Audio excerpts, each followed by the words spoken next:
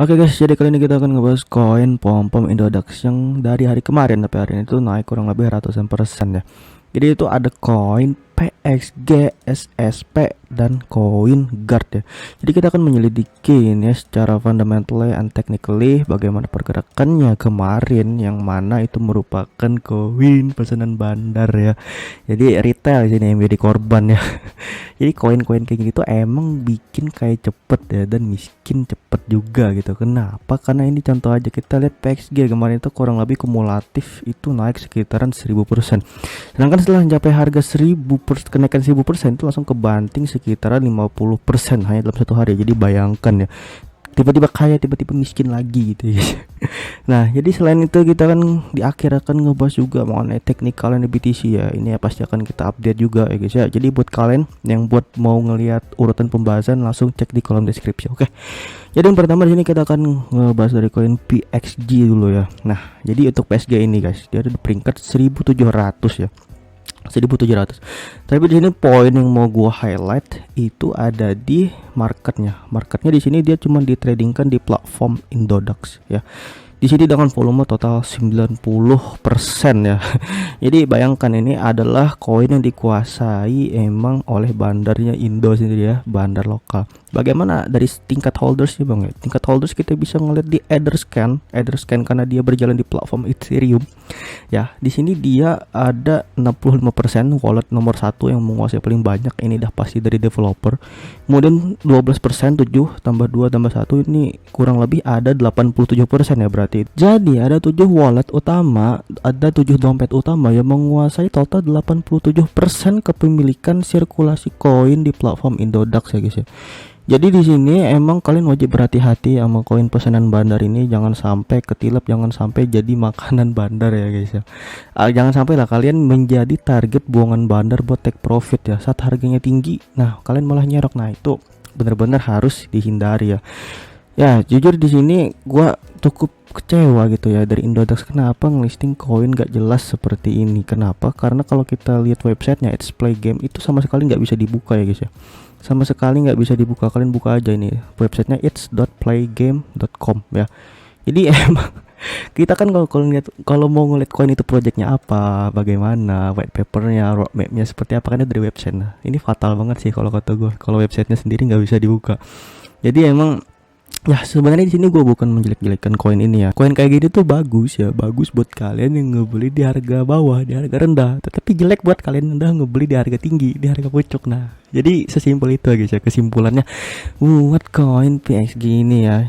Jadi bagaimana kalau kita lihat teknikalnya Bang ya? Jadi teknikalnya di sini emang udah jelas sekali kalau di sini merupakan koin yang cocok banget buat di scalping. Artinya main cepet aja, hit and run. Sekali kalian profit langsung cabut, jangan hold lama-lama. Terlihat dari banyaknya wick, ekor atau shadow garis panjang jarum ini ya, yang menandakan ini banyak sekali aksi jual ketika harganya naik ya. Terus di sini kita akan buka di time frame M15 ya. Terlihat bahwa dari PXG ini kenaikannya dimulai saat jam berapa nih? Jam 8.30 pagi ya. Saat dimana ada peningkatan volume yang tercermin dalam candlestick di sini setelah sebelumnya itu sideways tahunan gitu. Sideways terus-terusan, gak ada pergerakan yang gimana-gimana. Setelah itu ada kenaikan. Nah, sideways di sini kemudian naik lagi. Kemudian di sini pucuknya itu ada di sekitaran 1300 ya, nolnya nggak gue baca. Kemudian di sini turun, terjadi koreksi yang mengikuti arah trendline, kemudian terjadi rejection lagi di area resisten sebelumnya yang kemudian membentuk pola double top ya, di sini hingga terkoreksi lagi ke arah trendline bawah. Jadi sebenarnya di posisi kali ini masih ada kemungkinan buat PSG buat naik lagi ke resisten yang atas ya, untuk pola triple top bahkan. Tapi di sini gua harus mendisclaimer risiko yang mungkin akan terjadi. Misal kalian nyerok di harga sekarang ya, kalian harus siap untuk meng-cut loss misal di area sini, karena ini adalah area higher low dan juga ini adalah area trend bawah yang harus dijaga agar dia tidak mengalami longsor ya guys ya. Nah, jadi risknya sekitaran 8%, bahkan lebih, bisa sampai 10% ya. Jadi misalnya ini udah jebol, wah berarti trennya udah berakhir ya. Sudah terjadi pucuk di sini dan udah ditinggalin sama bandar ya. Bandar udah take profit sekali ini jebol ya. Tapi ya kalian harus consider dengan risiko tadi ya, jangan hanya mikir untungnya aja, jangan hanya mikir profitnya aja ya. Jadi itu sedikit strategi dari gua buat yang mau entry atau bermain scalping di PXG ini. Oh ya, terus di sini kan kalau kita lihat dari trendline kan harus memperhatikan ini juga, lebih baik nunggu ini breakout dari arah trennya ini baru bisa ambil decision untuk bisa entry ya. Oke, udah jelas ya guys ya. Jadi selanjutnya di sini kita yang kedua bahas SSP aja ya, SSP. Jadi ini adalah smart share di peringkat 1800 dengan volume ada 100% di Indodax. Waduh, mirip-mirip sama PXG, koin pesanan bandar ya. Udah jelas ya guys ya. Jadi di sini kalau kita lihat webnya emang sesederhana ini. Waduh, cuman segini ya guys ya. Jadi nggak perlu gue jelasin yang banyak karena emang ini koin-koin kayak gini fundamentalnya nggak usah terlalu diseriusin guys ya, karena emang nggak terlalu banyak berpengaruh juga. Oke, di sini kita langsung aja ngelihat dari chartnya. Untuk dari chart bisa kita lihat ini agak lebih parah sebenarnya dari PXG tadi karena wicknya lebih banyak, shadow lebih banyak. Artinya dia untuk coin scalping lebih cocok sebenarnya dari SSP ini ya. Tercermin dalam candlestick naik turunnya ini cukup signifikan, dan ternyata di sini kalau kita lihat untuk harga yang sekarang itu bahkan ada di bawah support yang kemarin tuh. Di bawah support kuatnya, dan sekarang pun setelah naik berapa tadi ya? Ini kita ukur dulu ya. Kalau PXG tadi kan 1000% ya. Kalau ini berarti kumulatifnya 200% dan kemudian udah kebanting sekitaran 46%. Waduh, ngeri-ngeri sedep ya. Ya, tadi yang udah entry silahkan take profit ya. Udah jelas nih ya, untuk arah selanjutnya palingan bakal turun lagi. Untuk arah selanjutnya palingan bakal balik lagi di sekitaran harga awalnya ya. Kalau emang bandarnya belum ngebuang barang ya. Kalau emang dia masih mau ngelanjutkan kenaikan ya, waduh, bisa jadi kayak ATH sebelumnya ini tinggi banget ya. Tetapi menurut gua teman-teman jangan terlalu banyak berharap gitu sama koin kayak gini ya, jangan terlalu berekspektasi tinggi ya.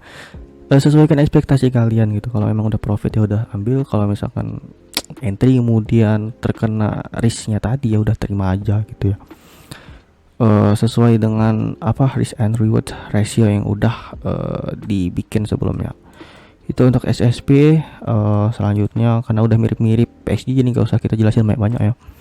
Terus di sini selanjutnya ada dari guard ya. Jadi dari guard ini ada di peringkat 1600 dengan marketnya cukup banyak di sini. Selain dari Indodax ada Get.io ya. Jadi cuma ada dua, Indodax 65%, Get.io 28% ya. Itu lebih banyak di Indodax tetap ya.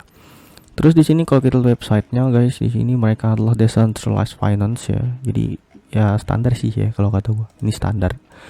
Terus dari pergerakannya mirip-mirip, ini tiga koin saudaraan apa gimana ya? Mana pairnya sama USDT nggak IDR ya. Ya, jadi ya ini mirip-mirip banget guys ya sama SSP sama apa tadi VXG. Jadi emang setelah dia naik kemungkinan besar akan balik lagi ke harga awal sebelumnya. Jadi di sini dia mengalami sideways yang cukup panjang setelah naik kemudian kebanting ke dasar bumi ya. Kalau kita ngeliat koin top 100 itu, top 100 itu rata-rata mereka naik kemudian masih bertahan gitu di atas supportnya. Nggak separah ini anjloknya gitu ya. Jadi ya emang koin-koin pom itu kalau sekali anjlok itu parah banget, bisa sampai kita kategorikan sebagai scammer atau gimana dan sejenisnya ya. Nah itu ya teman-teman ya untuk pembahasan ketiga koin pemboman Indodax gitu ya. Semoga bisa diambil hikmahnya. Selanjutnya di sini kita akan ngelihat dari BTC aja dulu ya. Dari BTC ini kita finally menyentuh kembali lagi level 38.000. Ya, kita berada lagi di bawah level 40.000 dengan masih berada di dalam channel downtrend di time frame 1 jam. Jadi emang belum ada breakout di sini ya guys ya. Jadi di sini emang titik yang harus dijaga dari BTC di sini adalah garis kuning ini ya, yaitu di 37,2.000. Karena ini kalau misalkan kejebol bawah itu akan membentuk lower low yang mana itu menjadi indikasi akan terjadi pelanjutan tren menuju support bawah yang selanjutnya, itu yang berada di antara di atas 33.000 sampai 37.000 ya. Jadi emang ini tuh merupakan acuan gitu buat BTC untuk bisa reversal titik kuning ini, merupakan yang menurut gue ini merupakan area reversal yang kuat ya. Jadi untuk sekarang dia masih bisa berpotensi lanjut turun lagi mengikuti arah trendline yang atasnya ini ya guys ya, trend yang atas. Jadi masih ada berpotensi buat turun lagi. Kalaupun misalkan dia breakout, nah baru itu bisa kita consider bakal nyentuh dari resisten sebelumnya di reject di sini, yaitu berada di 44 sampai 45.000 ya. Ya. Jadi gimana itu dari time frame 1 jam, gimana kalau kita lihat dari daily? Untuk dari daily sebenarnya di sini kurang lebih masih sama ya gitu. Masih sama di sini dengan membentuk channel uptrendnya. Jadi dia masih ketahan di support trendline ya.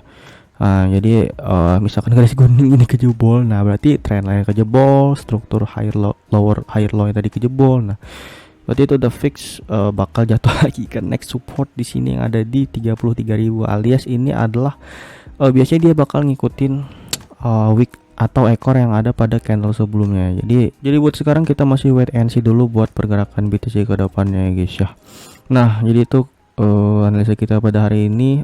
Semoga bisa membantu teman-teman semua dan bisa jelas ya. Jadi kita ketemu lagi besok.